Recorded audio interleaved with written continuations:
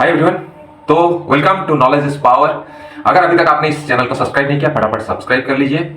और आज इस वीडियो में हम बात करेंगे, बहुत ही इंपॉर्टेंट टॉपिक है, इंडियन कॉन्स्टिट्यूशन मेकिंग में what are the things borrowed from the different countries constitution. यानी कि what are the things Indian constitution writer has borrowed और taken the idea from the different constitution of the different part of the world. So let's start it. So let's talk about the first country. First country is United Kingdom, यानी कि British parliament. तो British parliament से क्या India लाया है, that is the first thing, that a parliamentary system. जो parliamentary system India में चल रहा है, अपर हाउस, लोअर हाउस, जो भी चीज़ें चल रहा है, parliamentary selection, election of our MPs, all these things are brought from the British Parliament. The second thing is rule of law. Everyone is equal before law, and the protect of the fundamental rights of the citizen. तो rule of law जो है वो आपका आया है British से। और next thing, the legislative procedure, जो बिल का पास होना या जो डिस्कशन जो भी होता है, डिबेट्स, वो all things are brought from the British Parliament. Single citizenship also the thing, you can hold one citizenship. If you are holding the Indian citizenship, you cannot hold the citizenship of any other countries. And the next major thing is cabinet system. The cabinet system is the group of ministers headed by the Prime Minister of India. It is this system, the Prime Minister, and below his power, there are cabinet ministers. The all powerful ministers are holding the chairs. These are the things which are brought from the British government. So next, now move on to the next country, that is United States of America.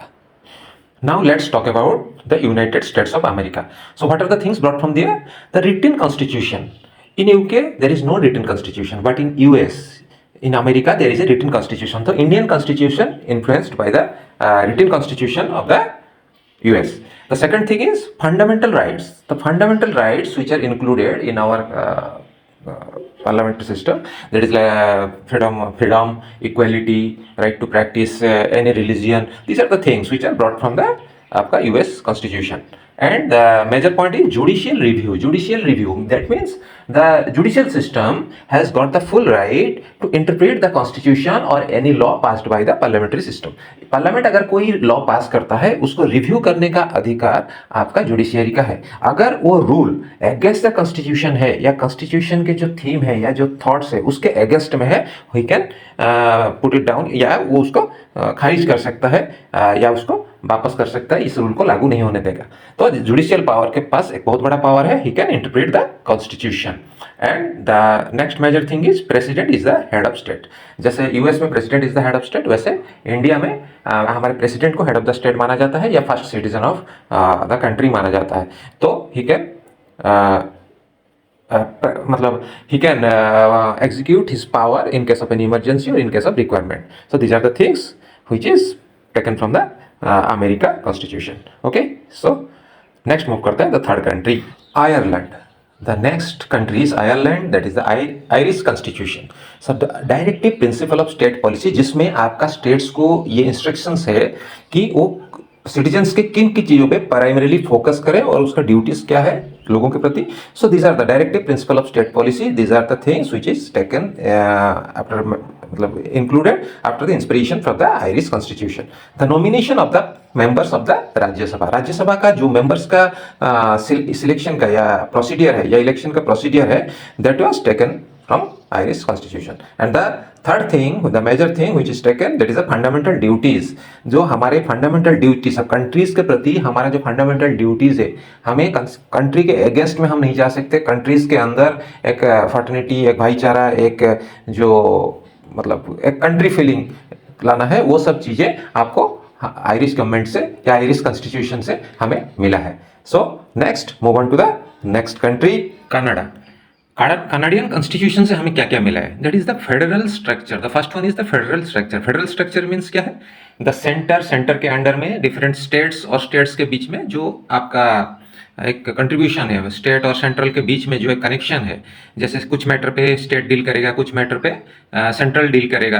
जैसे defence और foreign affair, ये सब central deal करता है, वही कुछ matter आपका state deal करता है। एजुकेशन वगैरह, एजुकेशन हालांकि बोथ साइड में है, तो इस तरह से हेल्थ वगैरह ये सब चीज़ें आपका जो है, जो फेडरल स्ट्रक्चर है, पावर शेयरिंग है स्टेट और सेंटर के बीच में, तो वो चीज़ हमें कनाडियन गवर्नमेंट से मिला है। डिवीजन ऑफ पावर जो ऑलरेडी हमने बात कर लिया, किस चीज़ को स्टेट लेवल में देखा जाएगा, किस काम को स्टेट लेवल वाला कंट्रोल करेंगे, किस काम को सेंट्रल लेवल वाला कंट्रोल करेंगे, ये जो है डिवीजन ऑफ पावर्स, ये आपका कनाडियन गवर्नमेंट से मिला है। Now the third thing, the major thing is appointment of governor. Governor का अपॉइंटमेंट आपका सेंटर का जो आपका प्रेसिडेंट्स की तरफ से किया जाता है, और वो एज ए स्टेट को वो ध्यान रखते हैं या as a representative of the central government वो काम करते हैं। कोई भी अनयूजुअल मैटर्स हो तो फिर वो रिपोर्ट करते हैं सेंटर को। तो these are the three major things which is taken from the Canada. सो अब बात करते हैं नेक्स्ट कंट्री के बारे में। Next country is the Australia. तो ऑस्ट्रेलिया से हमें क्या मिला है? ऑस्ट्रेलिया से फर्स्ट थिंग है कॉन्करेंट लिस्ट। जैसे कुछ मैटर है, कुछ पॉलिसीज मैटर है जहां पे हम स्टेट और आपका सेंटर दोनों पॉलिसी बना सकता है। तो ये जो चीजें हैं, ये जो लिस्ट है और इसके बारे में जो बात है, ये आपका लिया गया है ऑस्ट्रेलियन कॉन्स्टिट्यूशन से। जैसे कुछ मैटर है, जैसे आपका फॉरेस्ट है, जैसे आपकी एजुकेशन है, जैसे आपका हेल्थ का भी कुछ चीज़ें हैं, ऐसे बहुत सारे मैटर है जिसके ऊपर दोनों का रूल चलता है। तो इस मैटर पे हम कॉन्करेंट लिस्ट बोलते हैं, इसमें दोनों का पॉलिसीज चलता है। नेक्स्ट है freedom of trade and commerce. Country के अंदर, डिफरेंट स्टेट्स के अंदर फ्री ट्रेड हो, कोई किसी के ऊपर से टैक्स या लेविस नहीं कर सकता, लगा नहीं सकता। इसके अंदर फ्री ट्रेड हो, कोई कहीं भी कुछ प्रोडक्शन कर रहा है दूसरे पार्ट में लेके अपने सामान को आराम से बेच सकता है, उसके ऊपर कोई उस तरह का स्टेट के लेवल में कोई आपका टैक्सेस नहीं होगा।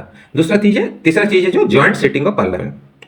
कभी कभी पार्लियामेंट में किसी सिचुएशन में डेडलॉक सिचुएशन हो जाता है, तो उस केस में पर्टिकुलर कुछ सिचुएशंस में आप दोनों अपर एंड लोअर जो हाउसेस है उनका जॉइंट सिटिंग आप बैठा सकते हो, या कुछ डिस्कशन कर सकते हो, या कोई बिल को पास करने में उस जॉइंट सिटिंग का यूज कर सकते हो। These are the three things taken from Australian constitution. Thank you. अब बात करते हैं जर्मनी की।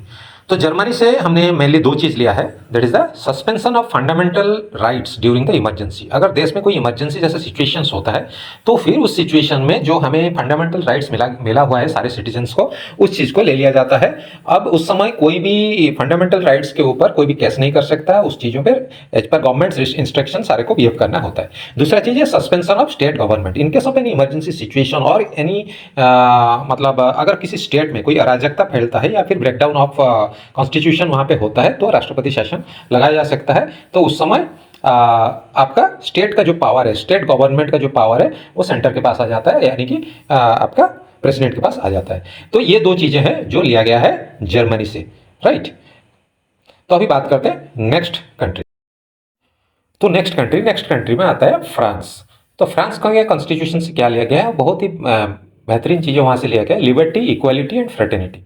ये तीन चीज़ें जो फ्रेंच रिवॉल्यूशन के वजह से बाहर आया था, यानी कि वो चीज़ फ्रांस में लागू किया गया था, वो चीज़ें सारी चीज़ें जो है फंडामेंटल राइट्स में इंक्लूड किया गया है।